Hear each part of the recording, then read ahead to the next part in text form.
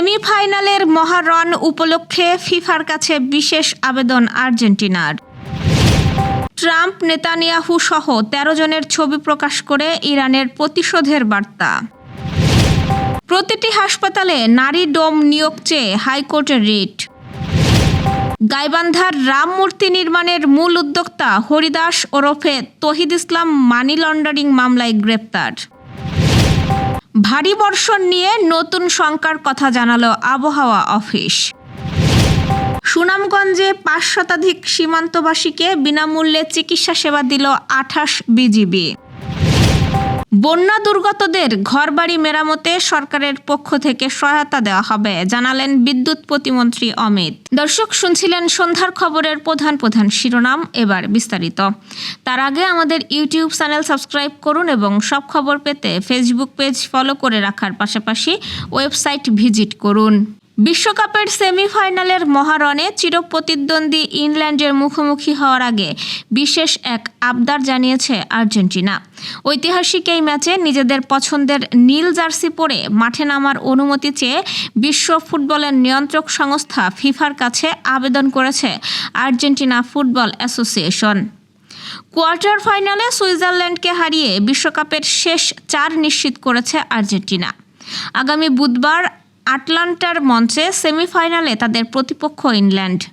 দুই দলের দীর্ঘদিনের ফুটবল প্রতিদ্বন্দ্বিতার কারণে ম্যাচটি ঘিরে এখন থেকেই তৈরি হয়েছে বাড়তি উত্তেজনা।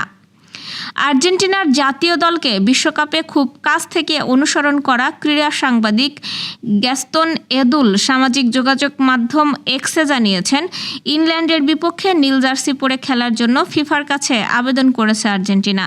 তবে আর্জেন্টিনার এই অনুরোধে এখনও চূড়ান্ত অনুমোদন দেয়নি ফিফা।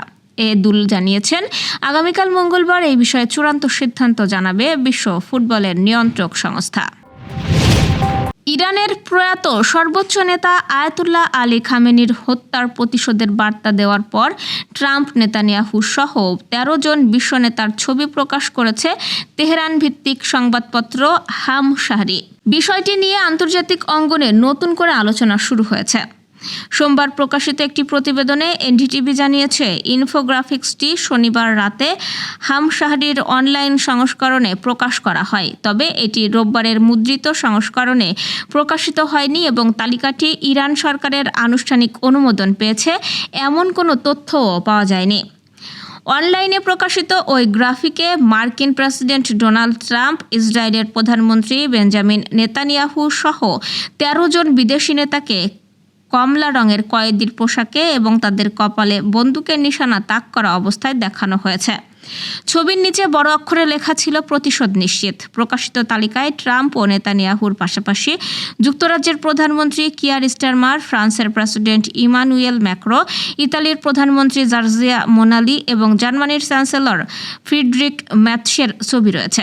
এছাড়া মার্কিন পররাষ্ট্রমন্ত্রী মার্কো রুবিও, প্রতিরক্ষামন্ত্রী পিট হেগসেথ, সেন্টকম প্রধান ব্রাড কুপার, ইসরায়েলে নিযুক্ত মার্কিন রাষ্ট্রদূত মাইক হাকাবি, ইসরায়েলের পররাষ্ট্রমন্ত্রী গিদন শার এবং দেশটির প্রতিরক্ষা বাহিনীর প্রধান ইয়াল জমিরকেও এতে অন্তর্ভুক্ত করা হয়েছে। এই ইনফোগ্রাফিক প্রকাশের আগে ইরানের বর্তমান সর্বোচ্চ নেতা মোস্তফা খামেনি তার প্রথম আনুষ্ঠানিক বার্তায় বাবার হত্যাকাণ্ডের প্রতিশোধ নেওয়ার ঘোষণা দেন। তিনি বলেন, প্রতিশোধ আমাদের জাতির ইচ্ছা এবং এটি অবশ্যই বাস্তবায়ন করা হবে। এই হত্যাকাণ্ডে জড়িত ব্যক্তিরা শান্তিপূর্ণ মৃত্যু পাবে না। তবে তিনি কোনো ব্যক্তির নাম উল্লেখ করেননি। দেশের যেসব হাসপাতালে ময়নাতদন্ত বা পোস্টমর্টেম করা হয় সেসব হাসপাতালে একজন করে নারীর ডোম নিয়োগের নির্দেশনা চেয়ে হাইকোর্টে জনস্বার্থে রিট দায়ের করা হয়েছে। আজ সুপ্রিম কোর্টের আইনজীবী মোহাম্মদ মনিরুদ্দিন এই রিট করেন। এতে স্বাস্থ্য সচিব, স্বাস্থ্য অধিদপ্তরের মহাপরিচালক সহ সংশ্লিষ্টদের বিবাদী করা হয়েছে। রিটে বলা হয়েছে, নারী ডোম নিয়োগ করা হলে মৃত নারীর মর্যাদা, ব্যক্তিগত গোপনীয়তা ও ধর্মীয় সংবেদনশীলতা আরও ভালোভাবে রক্ষা করা সম্ভব হবে। অতীতে মর্গে নারীর মরদেহের সঙ্গে অসৎ আচরণের অভিযোগ সামনে আসায় বিষয়টি আরও গুরুত্বপূর্ণ হয়ে উঠেছে। এ কারণে দেশের সব পোস্টমর্টম সুবিধাসম্পন্ন হাসপাতালে নারী ডোম নিয়োগ এবং মরদেহের নিরাপত্তা নিশ্চিত করতে প্রয়োজনীয় নির্দেশনা চেয়েছে রিটকারী।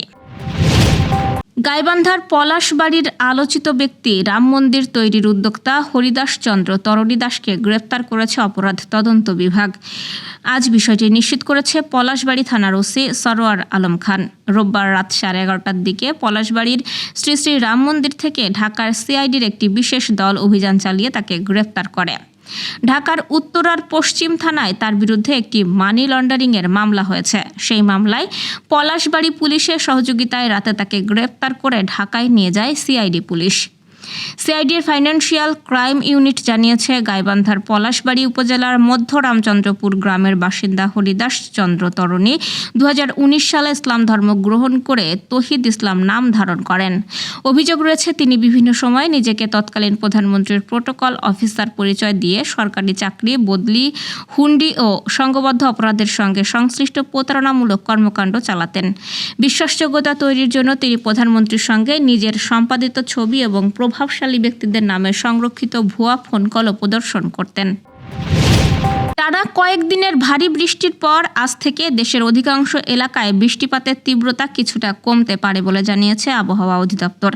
তবে এই স্বস্তি দীর্ঘস্থায়ী হবে না।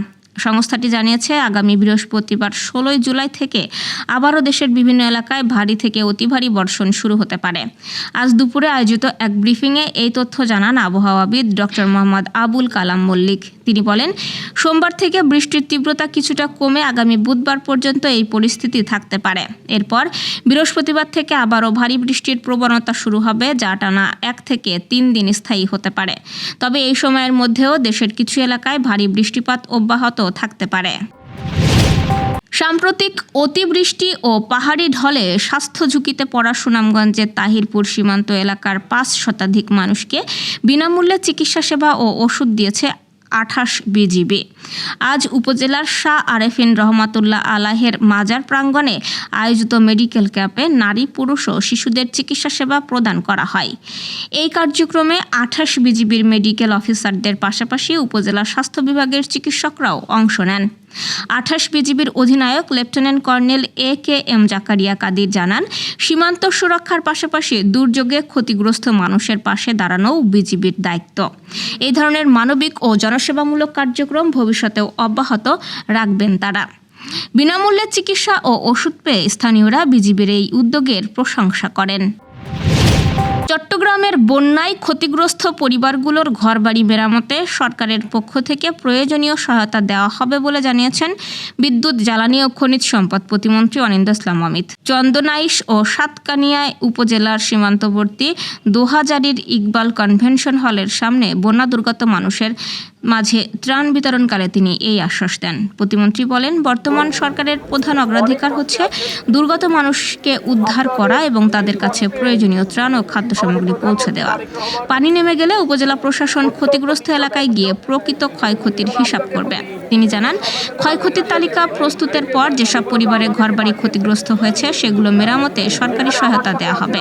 এছাড়া যাদের কৃষি জমি পানিতে তলিয়ে গেছে, মাছের ঘের ভেসে গেছে কিংবা গবাদি পশুর ক্ষতি হয়েছে, তাদের পুনর্বাসনেও সরকার প্রয়োজনীয় সহযোগিতা করবে, যাতে তারা দ্রুত স্বাভাবিক জীবনে ফিরতে পারে।